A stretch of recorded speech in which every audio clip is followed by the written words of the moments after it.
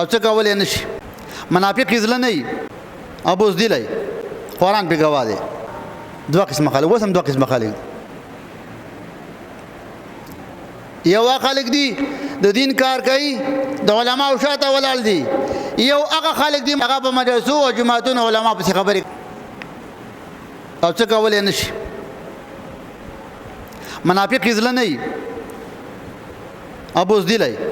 قرآن پې ګواه دی. نو دا صحابه به په مانځه کې را پرېوتل. نو هغه خلک چې هغه نه پوهېدل، هغه خلک د هغې په سینه کې دین نه و، هغه غافله خلک، هغه منافقان، هغوی ویل هؤلاء المجانین، ویل دا د پیغمبر بلال حبشي، صهیب ویل دا لیوني دي. ځان یې د لوږې نه مړ کړه، دا لیوني دي. اوس هم بعضې خلک وایي که نه، وایي ملان نه پوهېږي، ملان په سیاست هم نه پوهېږي او دا 2025 دی. دا سادهګان دي.